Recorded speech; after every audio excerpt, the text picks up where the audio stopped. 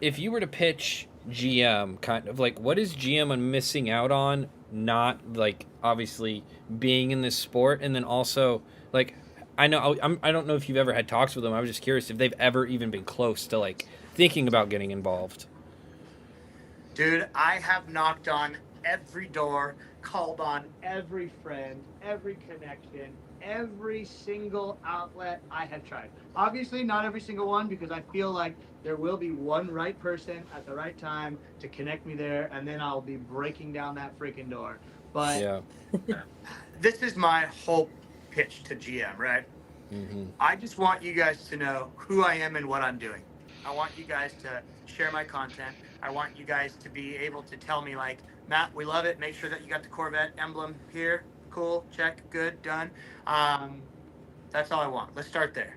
Let's just start there. And then maybe after a year and you guys realize that I'm pretty cool and I do cool stuff and my cars are pretty all right, then you'll be like, Matt, we have this event we would love for you to show up to. Either, Mm-hmm. suit and tie, or you Yeah. show up and you're going to give ride alongs to these people, whether it's drifting or not, just being inserted in these little things. And then maybe at year two, they're like, hey, we have a small parts budget for you. And I'll be like, give me some C8 headlights because them suckers are expensive. Like, give me some of those, you know? We'll start there. And I have tried just so many different outlets. I've tried friends like Amelia, you know how she was working with GM when she got her C8. She put Yeah. in a great word for me. I talked to that person. That person was on the events, and then it just kind of fizzles out. Mm-hmm. Then you have like the Formula Drift route where the marketing team at Formula Drift has these connections at GM Performance. They show interest. Matt's our guy. Let's get 1, 2, 3 steps, and then it fizzles out. And then it's just hot. It's been this way for since the beginning, but it's been extremely frustrating now that we have the C8 because I know that once the right person realizes what we're doing, they will get behind it. But Oh, yeah. I've just heard from, and I don't mean behind it like here's $1 million, we want you to be Pratt Miller. Like that's not what behind it. I just mean Yeah. just being Just aware interested, that want to be a part in some way, shape, or Some- form. Yeah. exactly. So I've tried. This was one of the biggest ways that I thought I was like, oh, this is for sure gonna get me in. Yeah. Alex Bowman, the NASCAR driver, Yep. Chevy Yep. driver, big drift guy, also Yep. big Corvette guy. Yeah. Got connected with him. Him and I talk all the time. When he was building his car, he was calling me 2 times a week, asking questions. 6XD, like he built himself a sick C6, and I Right. helped guide him along the way. And I'm like, I asked for nothing. Then at the end of the whole process, I was like, hey, what do you think? Do you think that you could, like, who's the guy? And he's like, dude, I'll absolutely mention it, but I'm going to tell you right now, GM doesn't even like what I did to my C6. Like, I have a C8, I lowered it and put wheels on it, and they're like, why did you do that, Alex?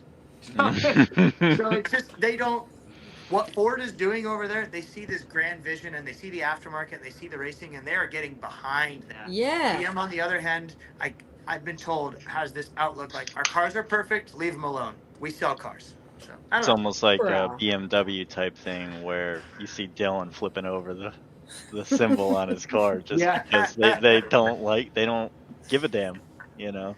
Exactly. It So is I such feel- a bummer, and it seems like an old head mindset, like in a not a good way to think that way. I know. It is absolutely an old boys club. And I thought for sure that I would be able to infiltrate this old boys club, but they know I'm still just a punk drifter. They know some way or another. I don't know, dude. I think that your day may shine here. You've been consistent and persistent on Yeah. getting this to happen. So Yeah. and really, you are like the guy that spearheads all Yeah. of this. So Well, and it's just tough because like from a GM performance angle, like the most popular engine to use in Formula Drift is an LS. Like Yeah. you would Yeah. you would Yeah. think like, hey, GM Performance would be like, yo, we are selling LSs off the shelf because of this, yeah, and it's well, like, where are they going? It's like, Yeah. wait, we got a couple of drag racers, but like these dudes are just stupid. Yeah, nonstop. So I was able to just like, here's my pitch, right? And Yeah. I also, like, one major thing was, I'm trying to, my sell to GM is like, look, we're making Corvettes cool again. yeah, Mhm. Before the C6 was adopted into drifting, all of us looked at it the same way. That's an old man's car. Where's- We where- like GTRs and Sylvias. Where's your right? New Like, Balance, that's- bud? Where's the Yeah, New Balance? yeah, where- Jean was shorts? The stigma. Yep. So my Right. pitch is like, we're making Corvette cool again, one car at a time. And what the story that I tell is like, I get messages on Instagram from these kids, right? They're 14 and a half years old, and they're asking me questions about a C5 and the type of stuff, they're just like writing it down, like, all right, C5 dream build, like these knuckles, and like, all right, I'm gonna get this steering wheel, and I need these seats, and like they're Yeah. building this car, and they're like notebooks. I'm sure they don't have notebooks anymore, but like that's what we did, right? But Yeah. these Yeah. kids are Yeah. still writing these builds up. It's gonna be years before they have a car. It's gonna be years before they can afford a pair of coilovers. But you know what's crazy? Now you have these kids who have Corvette on their like dream car list, like first car they're gonna build, C5 Corvette. Yep. And I just want GM to see the big picture where that kid, yes, you're right. He is not going to buy a brand new Silverado. He's not going to buy a brand new Corvette.